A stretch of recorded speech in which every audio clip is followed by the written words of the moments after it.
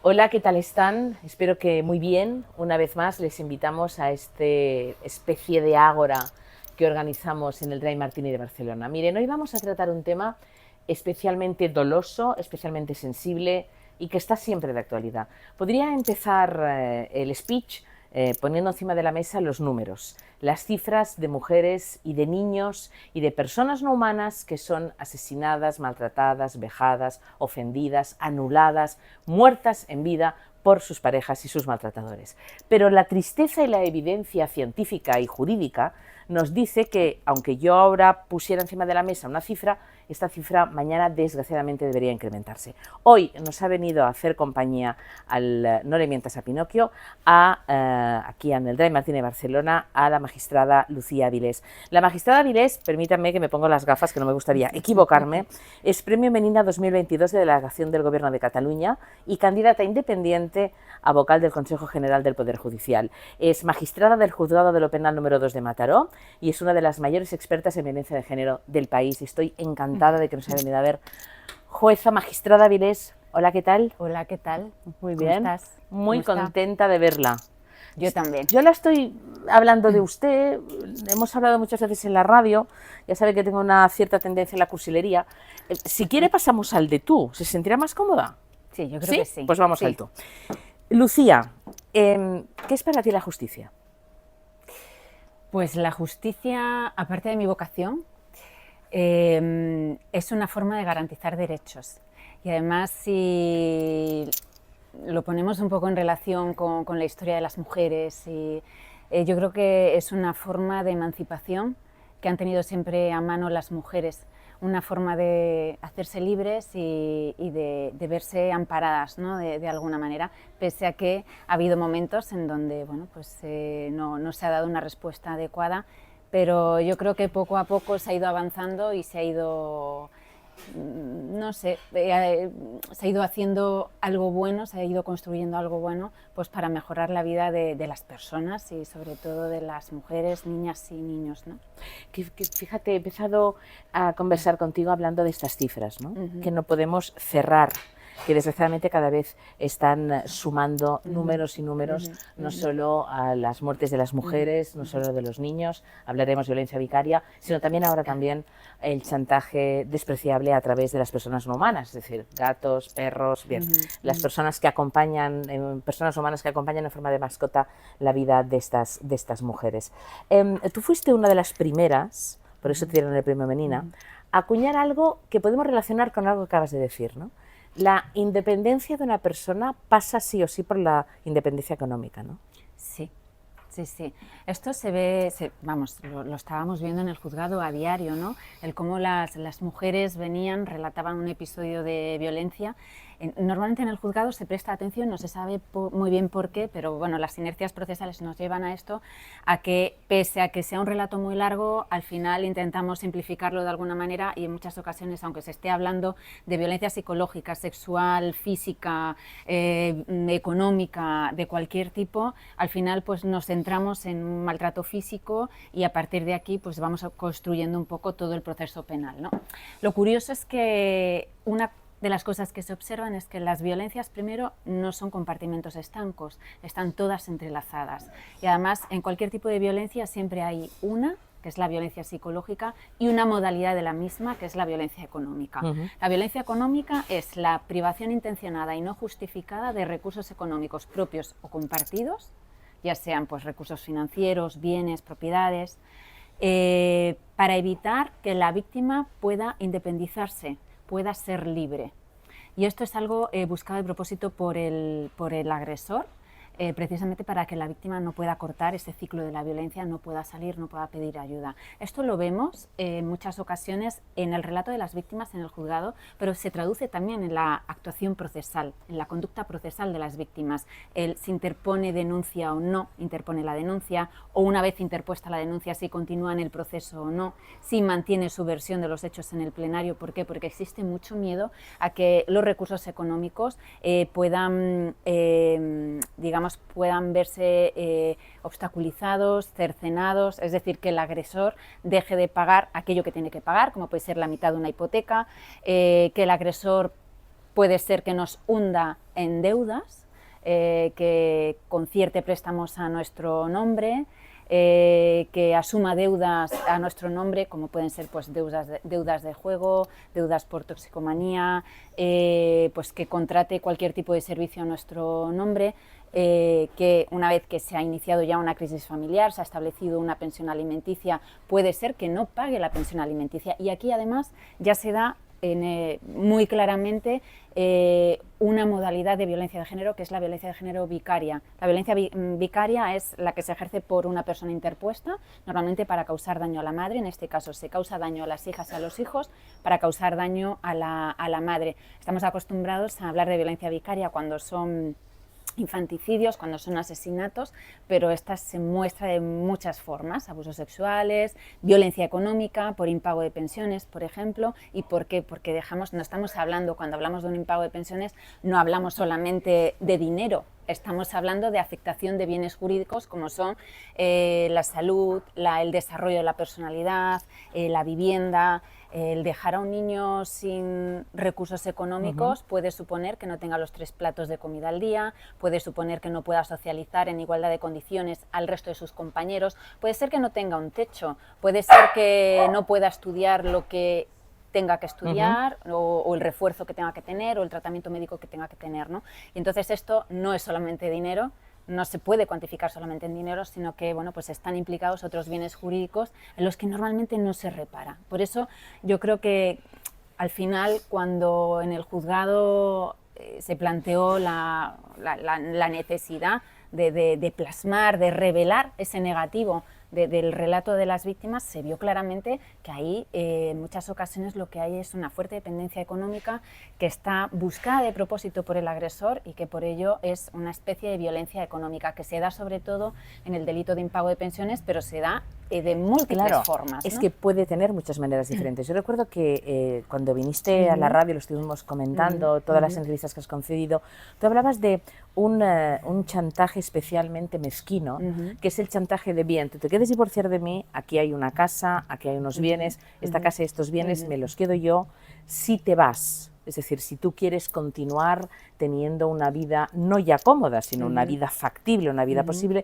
tienes que continuar conmigo, ¿no? Esta manera es la manera como tienen los grandes dictadores de amedrentar, de asustar a su población, ¿no? Es como si fuera el gueto de Varsovia o el cerco de Stalingrado. Cuando tú estás en sala, Lucía, y cuando viene una abogada acompañada de una mujer que está sufriendo este tipo de violencia, ¿tú notas en la comunicación no verbal, en su posición física, que efectivamente esa mujer no solo está asustada, sino que depende su día a día vital de la decisión, no solo que tú tomes, sino de la reacción de su maltratador? Bueno, claro, la información, el lenguaje gestual nos da mucha información. Sí, pero igual hay otros compañeros tuyos que no se fijan.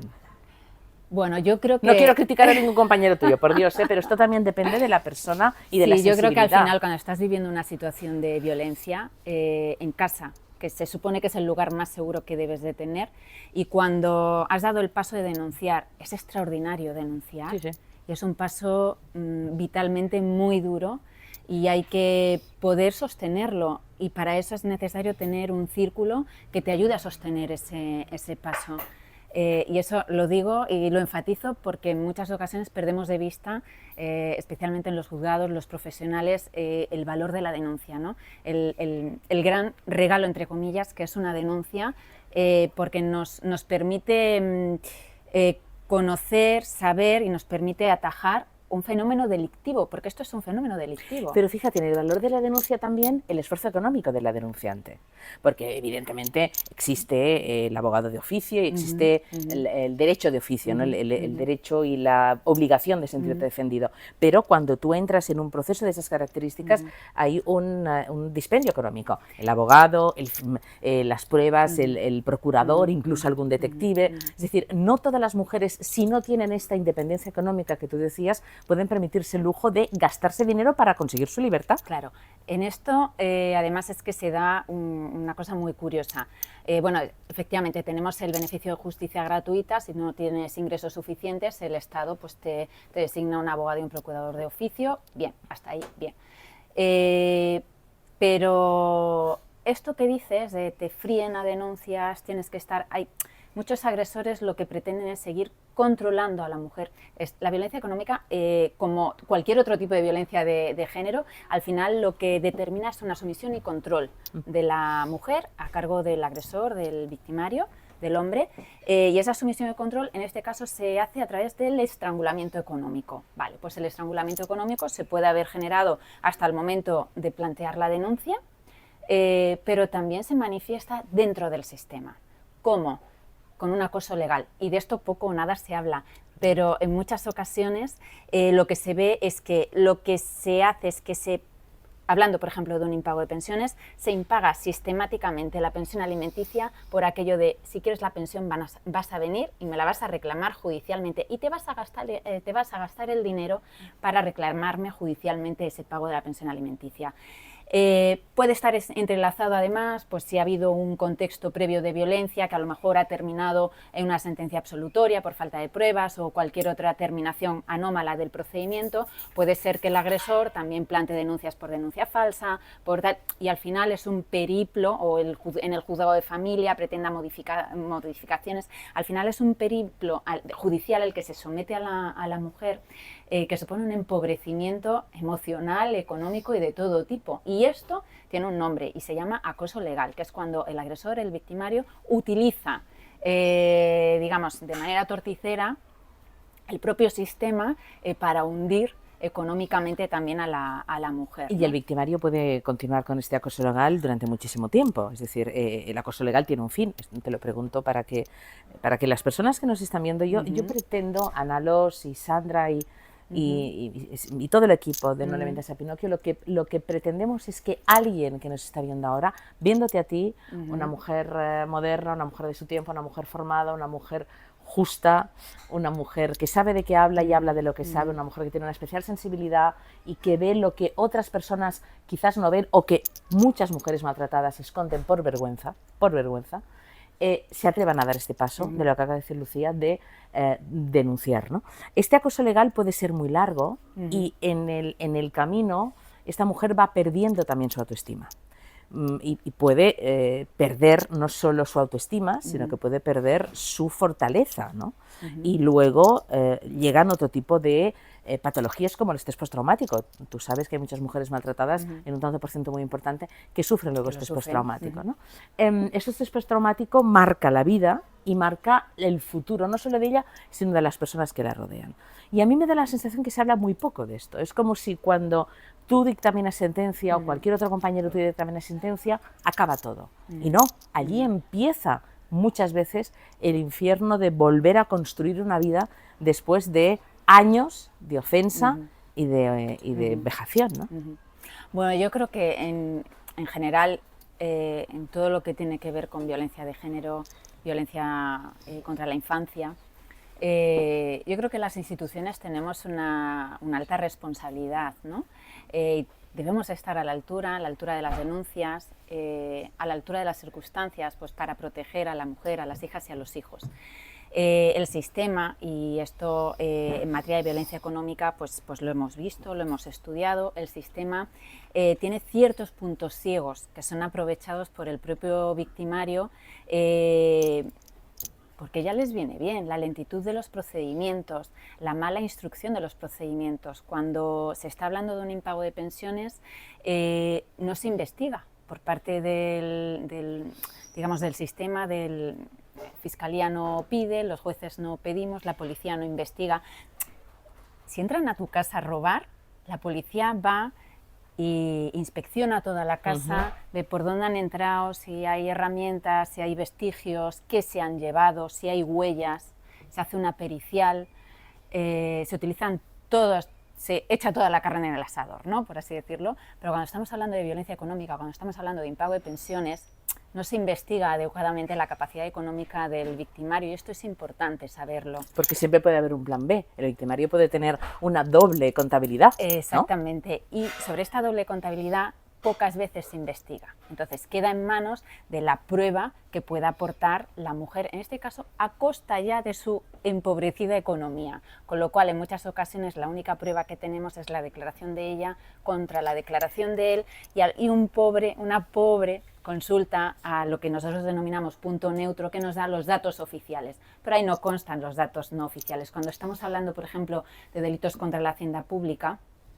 hay un montón de herramientas para saber qué tipo de capacidad económica o qué capacidad económica real, no oficial, real, tiene la persona investigada. Pero en este tipo de delitos no lo tenemos. ¿Lo podríamos hacer? Sí, porque los jueces tenemos la obligación de pedirle a la policía que investigue, igual que si se tratara de un delito de robo con fuerza o cualquier otro delito en el que esté implicado el patrimonio, ¿no? Por ejemplo, o incluso cuando se trate de delitos contra las personas, la policía investiga y nosotros ordenamos que investiguen. Pues en este caso pasa igual, ¿no? Hay una serie de eficiencias que son pues, utilizadas por los acusados y que ya les va bien, ¿no? Claro. Porque solamente se puede dictar una sentencia condenatoria, Silvia, en los casos de impago de pensiones cuando sabiendo que tienes que pagar esa pensión alimenticia, no es que no quieras, la sentencia condenatoria llegará cuando se acredite que tú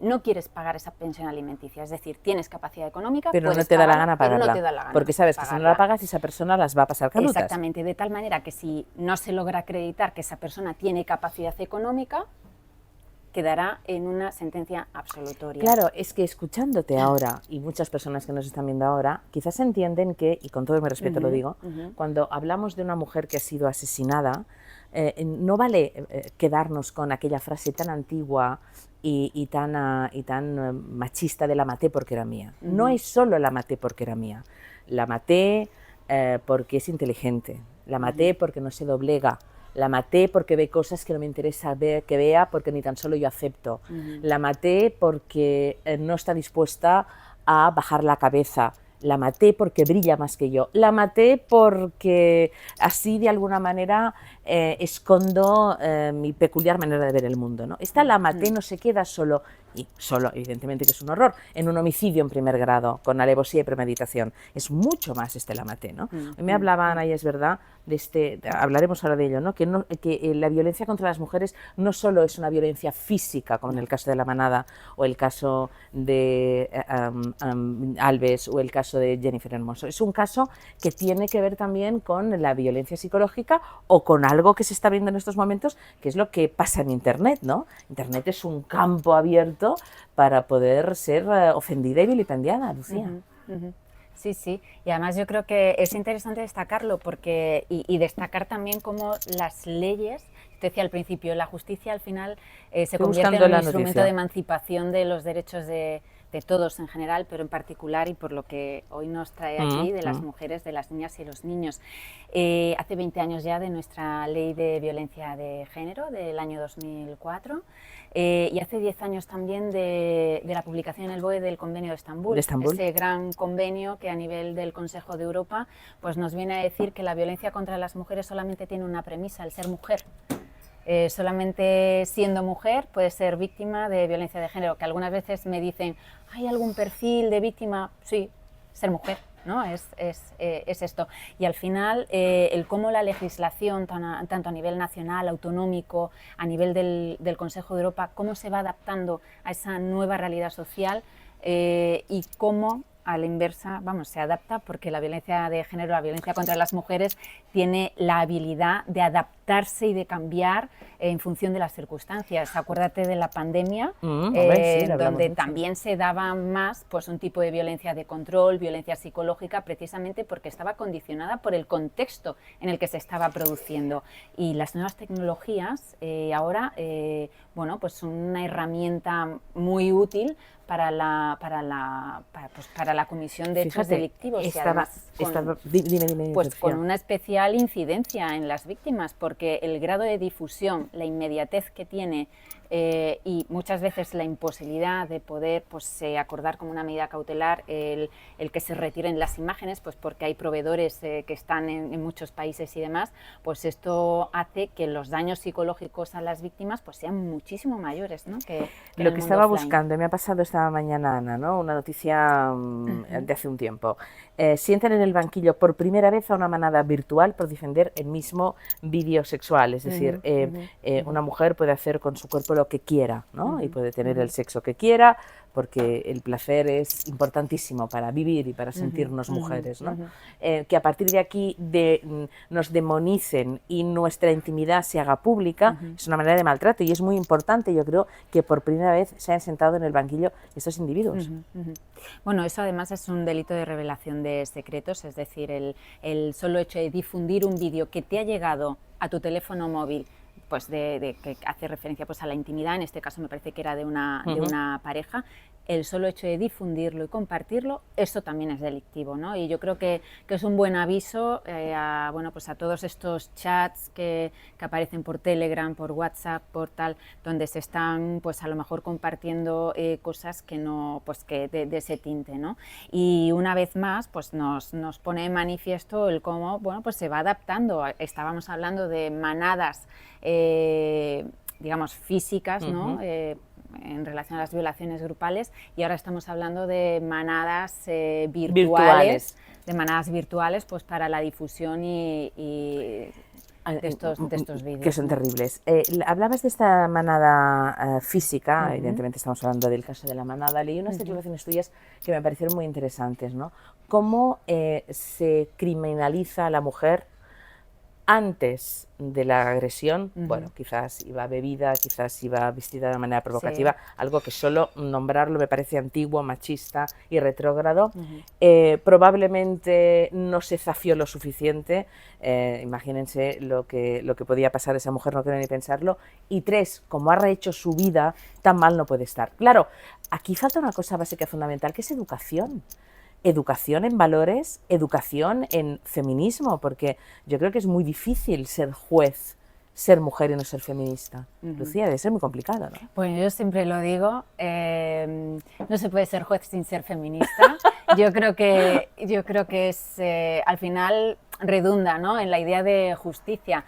La justicia, al final, se presupone que es imparcial, objetiva, ¿no? Y para ser imparcial y objetivo lo que hay que hacer es desprenderse de clichés, estereotipos, no solamente los que hacen referencia al sexo, sino también pues edad, raza, ideología, credo, porque al final tienes que quitarte todo eso con lo que todos hemos socializado desde pequeñitos, tienes que barrerlo de tu mente para que no te afecten tus decisiones, de tal forma que, bueno, el feminismo, si al final definimos el feminismo en un sentido jurídico como un discurso jurídico basado en la igualdad, lógicamente el feminismo nos va a ayudar a barrer estos estereotipos en este caso de género, y nos va a permitir pues hacer una justicia pues en condiciones con mayúsculas y profesional, ¿no? ¿Cómo se hace esto? Pues básicamente yo siempre lo explico, y es que en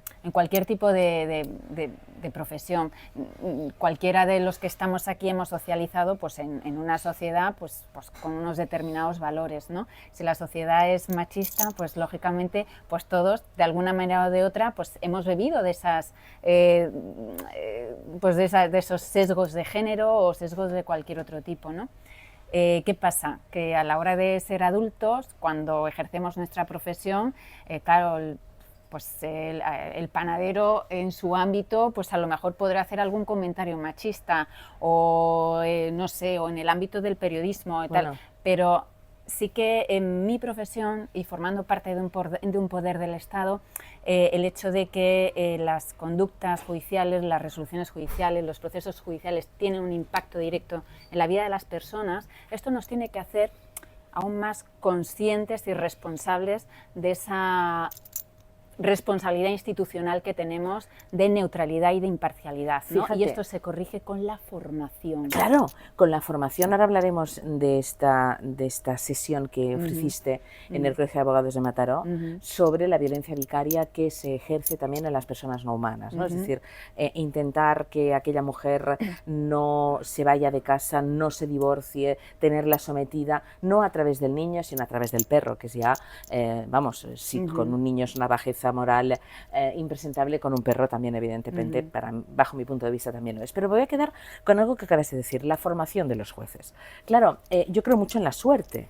Cuando una mujer que ha dado el paso, que se ha atrevido, que ha gastado dinero, que probablemente ha tenido que ayudarla a su familia económicamente para pasar todo el proceso de un divorcio, llega a sala, depende mucho de la persona que la escuche, depende mucho de la persona que la juzgue, no solo al victimario, sino a la mujer que está ahí sentada, rezando para que la persona que la está viendo entienda que depende su libertad, su futuro y su vida de lo que entienda esa persona que está en sala de lo que ha pasado, ¿no? Es decir, que vea que efectivamente no es un cuento chino, vamos, que decirlo ya, tan solo decirlo me produce un dolor de corazón. Pero por eso de la formación que decíamos, Lucía, vosotros tenéis en la mano el futuro de una persona que llega ya a sala en unas condiciones muy al límite. Sí, y además las víctimas están confiando en la justicia. Yo creo que al final el elemento clave es la confianza. Están confiando en la justicia y están confiando en ti como persona que en ese momento está personificando la justicia, ¿no? Entonces, una labor de escucha empática es fundamental. Con independencia de que luego, por las reglas del juego, por así decirlo, dictes una sentencia condenatoria o absolutoria, pero sí que es verdad que el cómo atiendas a esa persona, el cómo luego argumentes y razones en la sentencia, pues va a determinar pues, que realmente esa confianza se afiance, ¿no? Porque muchas veces las víctimas lo que quieren es llegar a sala, dar su relato y pasar página. Claro. Y en muchas ocasiones también lo que quieren, porque así lo manifiestan, es que con independencia de que se dicte una condena o de una absolución, que el victimario no lo vuelva a hacer o que no se lo haga a otras mujeres, ¿no? Y esto lo manifiestan. Y el tema de la formación, en principio todos tenemos la misma formación y el acceso a la misma formación, pero es verdad que en función del juzgado en el que te encuentres la formación es obligatoria o no es obligatoria. Lo adecuado que sería pues, una formación en perspectiva de género, en perspectiva de infancia, en todos los órdenes jurisdiccionales, no solamente en los juzgados de violencia sobre la mujer. En un mercantil también se puede plantear un caso en donde sea necesario tener esta perspectiva de género y de infancia, o en un juzgado de lo social o en cualquier otro asunto, ¿no? Que se den todos los órdenes jurisdiccionales y en todas las instancias judiciales. Y a todos los operadores jurídicos. De nada sirve un juez muy avezado. En mi caso, soy jueza de lo penal, puedo estar muy formada, pero si luego los abogados no me siguen el juego, por así decirlo, no están formados en género, en infancia, pues al final yo como jueza de lo penal tampoco puedo hacer mucho. Los abogados, es toda la cadena de justicia la que tenemos que tener esa formación. Los abogados también tienen que escuchar a la víctima y tienen que creer el relato de la víctima, ¿no? También hay muchos abogados que cuando una víctima va a su despacho no la cree, o dice usted está exagerando, o quizás no está entendiendo lo que estoy diciendo, y lo que estoy diciendo no es algo que pase hace 10 años, está pasando todavía en muchos despachos y Lucía lo sabe, pero siempre hay alguien que escuche y se da cuenta de que esa mujer tiene alguna característica de efectivamente estar sufriendo un maltrato psicológico. Hablaremos ahora de la violencia vicaria con personas no humanas, que es como a mí me gusta hablar de los perros, personas no humanas, pero fíjate, te estoy viendo y yo pienso, te estoy escuchando tantas veces, Lucía, y pensaba, ¿por qué Lucía Avilés es juez, es magistrada? A mí, te debo confesar que me dedico al mundo de la radio porque a los 12 años mi padre me regaló una radio pequeña cuando estaba bastante enferma para no sentirme sola, ¿no? Y yo no sé por qué, Lucía Avilés, que yo sé que tú eres una magistrada de vocación, te has dedicado al mundo de la judicatura, Lucía. Pues hay una historia un poco triste, pero yo creo que es bonita. Venga, vamos detrás allá. de esto. Como una historia triste, te voy a apartar este pelo precioso para que te puedas escuchar bien. Venga. Pues mira, yo también coincido contigo en la edad. ¿En los 12? De los 12 bien, años, bien. sí, sí. con 12 años, bueno, pues, mis padres tuvieron un accidente, se murieron. Y además, bueno, fue precisamente por la acción de un conductor que iba borracho y invadió el carril donde circulaban mis padres, ¿no? Murieron en el acto y a partir de ahí cambió mi vida. Entonces, bueno, cambiamos mis hermanos y yo de ciudad, tal, y cuando llegué a la universidad tuve como, bueno, con 12 años, un dato importante, desde el punto de vista jurídico, tú como niña, como niño, ya tienes la capacidad para que te puedan escuchar en un juzgado. Y esto es importante porque, claro, al fallecer los dos padres, pues me tuvieron que nombrar un tutor y en esto me tuvo que escuchar un juez. Y yo recuerdo perfectamente ese día, qué me dijo el juez, cómo me lo planteó, lo cómoda que me sentí y que la decisión que se tomó, pues al final, pues yo estaba cómoda. Le dieron la tutela a mi tío, a mi tía, y así transcurrió mi infancia. Dentro de las malas circunstancias, tuve una buena infancia, tuve un apoyo muy grande de mis hermanos, de mis tíos, de mi abuela. Llegó a la universidad y me planteé que estudiar.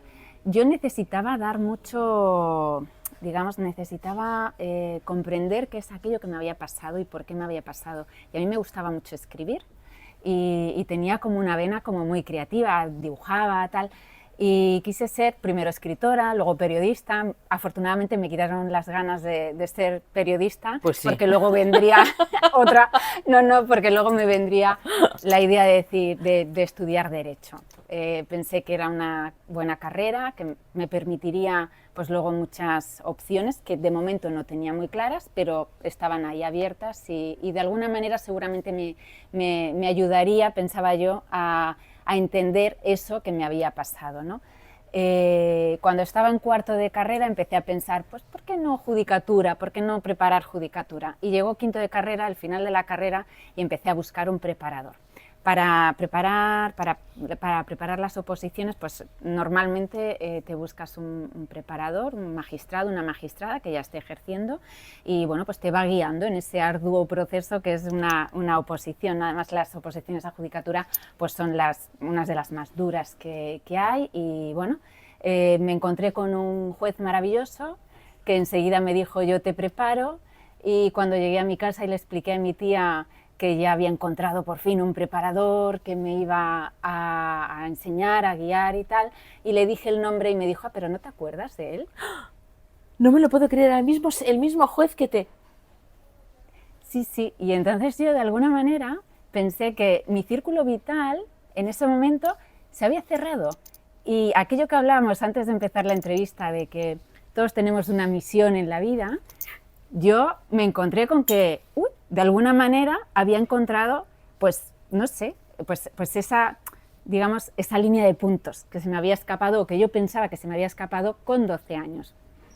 Entonces, bueno, pues a partir de ahí, pues ya empecé a preparar la oposición y ya una vez que aprobé y todo, pues realmente me di cuenta que en el fondo había tenido dentro de las circunstancias y dentro de esas malas circunstancias, había tenido pues una vida muy privilegiada y había tenido pues gracias a mi familia y a todo el mundo que me había rodeado y al apoyo, pues había tenido pues muchas posibilidades y de alguna manera creo que estoy en deuda en ese sentido y creo que pues como jueza ahora, primero creo que tengo un gran altavoz y que puedo denunciar ciertas, digamos, pues ciertas injusticias a nivel social. Creo además que mi labor como jueza no debe quedarse en, no sé, en un escritorio poniendo sentencias o detrás de un estrado. Creo que tenemos los jueces y las juezas en general pues cierta función social que realizar. Yo creo que es muy importante además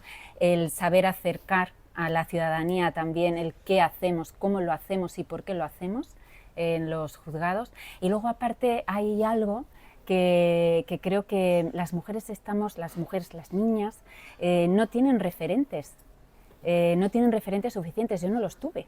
Me vino una inspiración el ser jueza pero yo no conocí ninguna jueza mujer y creo que eso es importante, que las niñas vean que también las mujeres podemos llegar a puestos de responsabilidad, podemos formar parte de las instituciones del Estado y, ¿por qué no?, podemos también pues, llegar pues, a altos cargos jurisdiccionales, ¿no? Podemos llegar a ser vocal del Consejo General del Poder Judicial independiente. Ana Los te quiere hacer una pregunta. Hola. Hola, Ana. Hola, magistrada. Voy a hacerle dos preguntas un poco impopulares. ¿Qué ocurre con la violencia de género inversa? Es decir, suele ser un trato, una violencia psicológica. ¿Se ha encontrado con alguna mujer que haya maltratado a un hombre? Bueno, por definición, esa violencia de género no es violencia de género, porque por definición es violencia doméstica. Vale. Es violencia doméstica. La violencia de género es la que se ejerce por un hombre contra quien ha sido su pareja o expareja. Por definición. La Ley Orgánica 1/2004 en materia de violencia de género. ¿Y cuando es violencia doméstica? Y cuando es de la mujer al hombre es violencia doméstica. Igual que se habla de violencia doméstica cuando la mujer maltrata a las hijas o a los hijos o cuando el padre maltrata a las hijas o a los hijos. Pero qué poco referenciado está esto, ¿no? Es verdad. Bueno, yo creo que pues igual esto no hemos hecho suficiente. Si no está claro es porque no hemos hecho todavía suficiente pedagogía al respecto. Y yo creo que hay algo que igual también es un poco impopular, pero creo que es así, y es que los discursos negacionistas y la ultraderecha está generando y ha generado mucha confusión en estos términos, sí, hasta tal punto que generaciones jóvenes, porque nosotros hemos dado por sentados muchos conceptos, muchas definiciones, pero hemos olvidado a las generaciones más jóvenes y hemos considerado que, bueno, pues por herencia también iban a asumir los conceptos que para nosotros estaban claros, y no es así. Esto ha sido una de las habilidades que ha tenido la ultraderecha y ha sembrado mucha duda. Tendríamos que atajar un poquito esto, ¿eh? Sí, yo estoy completamente de acuerdo. Y una segunda intervención que quiero hacer es sobre el caso Alves. Yo escribí un artículo sobre este caso, investigué lo que había sucedido y tal. Es verdad que el sí es sí, el no es no. Esto lo tenemos todos claro, además por una cuestión que está clarísima. Pero esto es un mensaje quizá para la gente joven. Yo desde mi edad y desde mi experiencia sé hasta dónde puedo provocar a un hombre. No hablemos de libertades, hablemos de sentido común. Yo sé en el momento en que a un hombre le duele la entrepierna, porque no avanzas. Ahí el hombre te gana, por fuerza bruta. ¿Es necesario llegar ahí? Ese sí es sí, ese no es no. ¿Es necesario que lleguemos hasta ese extremo? ¿Me explico? Bueno, yo creo que no es en términos de necesidad, ¿eh? Yo creo que aquí no es términos de necesidad. Tú puedes dar el consentimiento hasta ese punto y a partir de ese punto decir, pues yo ya no quiero nada más. No tenemos responsabilidad de llegar hasta ahí, Claro, es que es un poco complejo esto, ¿eh? O sea, si a mí un hombre me yo llama no tengo responsabilidad, porque al final consentir tener una relación sexual, al final, bueno, si buscamos la etimología, consentir es sentir juntos al mismo tiempo, ¿no? Entonces, es una decisión conjunta. Al final lo que tú estás planteando es que la mujer ha provocado que el hombre llegue a ese punto. No, o se ha dejado llevar y al final es que provoca siempre. Claro, él la llama... Yo ahí discrepo, porque desde el punto de vista jurídico yo no puedo culpabilizar ni jurídica ni moralmente a la mujer, ¿no?, entendiendo que ha provocado, no. Los tiempos de la minifalda ya pasaron, Ana. No, pero hay muchas maneras de provocar. Pero yo no estoy de acuerdo con eso. Se puede provocar con un gesto obsceno, se puede provocar de muchas maneras. ¿Pero eso te da derecho a que me agredas? No. ¿O eso te da derecho a que abuses de mí? No, eso por supuesto que no. Pero si llegamos hasta el final y yo en aquel momento te digo, mira, llamas no, ahí tengo derecho pues a decir llamas no, claro. Vale. Hasta el último momento. Un no es un no. Sí, pero no le deseo a ninguna chica joven que llegue hasta ahí. Por una cuestión de fuerza bruta, va a perder. Este es mi mensaje, va a perder. Pero igual va a ganar en un juzgado. Pero ganarán un juzgado. Sí. Ganarán un juzgado. Sí. Ganarán. Bueno, claro, es que luego está la ley. Entran y salen. Silvia. Bueno, ya, pero... Bueno, tú hablas, Ana, de autoprotección, de cómo autoprotegerse. Claro, yo hablo que tendríamos que educar un poquito en el sentido de la autoprotección. Claro, pero yo creo también que habrá que educarlos a ellos. A ellos, por supuesto, pero ahí ya yo no tengo por qué llevar una alarma en el bolso y sentirme insegura yendo por la calle. Por supuesto que bueno, no. y porque hay una cosa ahora que hablaba Ana de este tema, que tiene que ver también con muchas de las agresiones que existen en el ámbito de la pareja que no tienen por qué ser físicas, ¿no? Es decir, un comentario doloso sobre tu aspecto físico, un comentario insinuante sobre tú estás sola, no vas a ser nada, vas a morir sola, no te va a querer nadie, no te va a tocar nadie. Claro, esta es una violencia que es silenciosa por parte del cobarde que utiliza su fuerza bruta, que no es ni mucho menos la inteligencia, sino el maltrato, para intentar que una otra persona, en este caso una mujer, amedrente y él gane territorio, ¿no? ¿Cómo se resuelve esto en un juzgado? Bueno, esto es violencia psicológica. Esto es violencia psicológica. Se puede resolver en un juzgado y se puede hay que investigarla bien, vale. Claro, sí. Y además no lo he visto nunca todavía, es por eso fundamental pues un informe psicológico, como el que antes hablábamos, que sustente ese sufrimiento psicológico. Este estrés postraumático. El estrés postraumático. Se habla de síndrome de la mujer maltratada, Sí. O sea, está ya catalogado, sí. Y es importante tenerlo en cuenta. Y hay una cosa de la que normalmente no se habla, y antes la has sacado tú, y es el daño social. Claro. Es decir, todo aquello que tienes que cambiar tú, o que dejar de hacer tú, o que dejar de ser tú, para huir de ese trance de violencia. Huir a veces con lo opuesto, Lucía. Con lo opuesto, exactamente. Cuando hablamos, pues volviendo un poco la violencia económica, en muchas ocasiones tienes que cambiar de casa porque pierdes la casa. Si no pagan la hipoteca, quien la tiene que pagar, o el 50% quien la tiene que pagar, al final te ejecutan la vivienda, te quedas sin casa. Eso puede suponer que te tengas que ir a vivir o a casa de un familiar, pedir ayuda a terceros, irte a otro sitio, los hijos se tienen que cambiar de colegio, tú puedes perder el trabajo, y todo eso no se cuantifica en el juzgado. Y eso tiene un nombre, y es el daño social.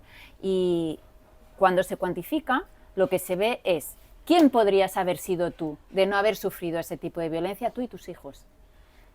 Y en qué te has convertido como consecuencia de esa violencia. Y esa diferencia es lo que da el daño social. Y eso sí es cuantificable. Y eso se tendría que pedir, porque es una forma de daño moral. Claro, y porque cuando una mujer, nos queda muy poco tiempo, solo quiero hacerte la última pregunta sobre la violencia vicaria con personas no humanas. Cuando una mujer sufre continuamente la vejación de tú no puedes, si mi no eres nada, no vas a poder tirar adelante, te vas a quedar sola, vas a perder todo lo que tienes, etcétera, etcétera, etcétera. Esta es una piedra que te queda, las mujeres que han sufrido estas agresiones, he estado documentando, siempre lo dicen, una piedra que te queda en la espalda y que hace que tú no puedas dejar esta piedra nunca, y que cualquier situación que te recuerde mínimamente a el individuo que no acabó la carrera de maltrato, que son 5 años, que a lo mejor solo estaba en primero, pero que te hizo daño, bueno, pues ha hecho que esta vida, no solo la tuya, sino la de tu familia, quede ponderada en negativo. Lucía, hablemos, para cerrar y para agradecerte que has estado aquí con nosotros, esta violencia que se hace a través de las personas no humanas, a través de los perros, ¿no? Perros que tienen el síndrome del desapego, ¿no? Ya sabes que hay algunos perros que desarrollan una dermatitis por desapego, que ahora los veterinarios que se están formando, y tú conoces mucho, están tratando, ¿no? El hecho de que esa persona le dé una paliza a tu perro, el vecino lo escuche, puedas pedir que el vecino pueda testificar a favor de tu perro. Existe en Cataluña, y tú lo sabes mejor que yo, el hecho de que un perro, un gato, un caballo tiene entidad jurídica. Así pues que hay abogados que defienden a perros, a gatos y a burros si es necesario. Se está formando a los profesionales para que entiendan que el perro, el gato, el hámster, el conejo, el caballo es también un arma disuasoria, gracias, por parte de estos individuos para que la mujer no los deje. Bueno, se está empezando a... Tú lo has hecho en Mataró, hiciste sí, una sesión. Sí, se está empezando a formar ahora y creo que es algo muy importante, ¿eh? Porque la ley sí que es verdad que ha cambiado. Hemos pasado de un código penal y unas leyes, pues digamos, antropocéntricas. Luego en el código penal se prestó atención digamos, al medio ambiente, pero siempre con la visión del ser humano. Y ahora ya por fin se está dando entrada a este tipo de delitos e incluso como una modalidad de violencia de género, por la causación de muerte o lesiones a los animales en casos o en contextos de violencia de género. Son muy pocos casos los que tenemos documentados en donde esto se ha producido. No es que haya pocos, es que ya no llegan. No llegan, Ya. no llegan, no se denuncian. El principal problema es que las víctimas no lo identifican. Creen que a lo mejor lo que pueden denunciar es solamente el maltrato físico o el maltrato psicológico, pero ya el resto no. O no entiende que el perro, si está enfermo de golpe y porrazo cuando la mujer no está y se pone siempre enfermo cuando la mujer no está, es que pasa algo. Claro. A lo mejor algún vecino avisa de que han oído gritos en la casa y no identifica que efectivamente el perro que está siendo puede ser así. Maltratado cuando la mujer Exactamente, no está. está y siendo instrumentalizado para ejercer pues, un mayor daño a la mujer, ¿no? En violencia vicaria lo que se suele utilizar es la frase esta mítica de te voy a dar allí donde más te duele, pero también los animales pues nos duelen, ¿no? Además por este vínculo afectivo que se genera con las víctimas animales en contextos de violencia de género, porque si pensamos en la violencia de género como un supuesto en donde la sumisión y el control que ejerce el victimario sobre la víctima lo que va a generar al final es aislamiento social, en muchas ocasiones para la víctima el animal es el único, digamos, el único eslabón que le queda con el entorno social, ¿no? Se generan vínculos afectivos muy fuertes, ya no digamos en relación a las niñas y a los niños, y esto es importante tenerlo en cuenta, no solamente como operadores jurídicos para hacer bien todo el mapa de la violencia vicaria de género, en este caso ejercida contra los animales, sino también para la formación, pero también para la asistencia a las víctimas.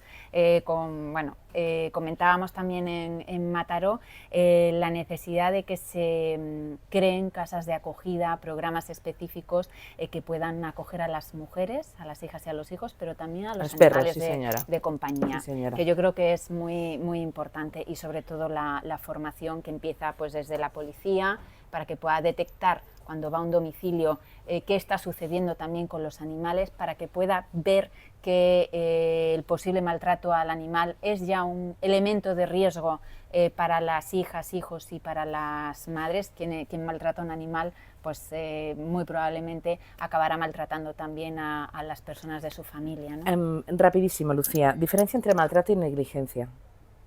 Bueno, la negligencia es digamos, una falta del deber de cuidado, lo hago porque no me he dado cuenta o no he puesto todas las precauciones posibles, y el maltrato es algo doloso con intención, ¿no?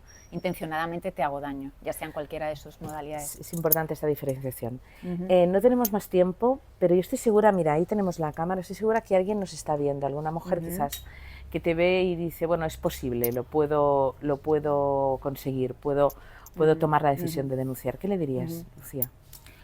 Pues lo primero, que es posible, y es posible salir de esa situación, que aunque no vaya a denunciar, que lo cuente y que lo cuente al entorno. Una amiga, ya con eso nos basta, porque muchas veces son las amigas las que tiran de nosotras, y a partir de ahí ya si se llega a la denuncia, estupendo, pero por lo menos que se cuente, que se termine con esa situación de aislamiento. Yo creo que eso es lo importante, que se confíe.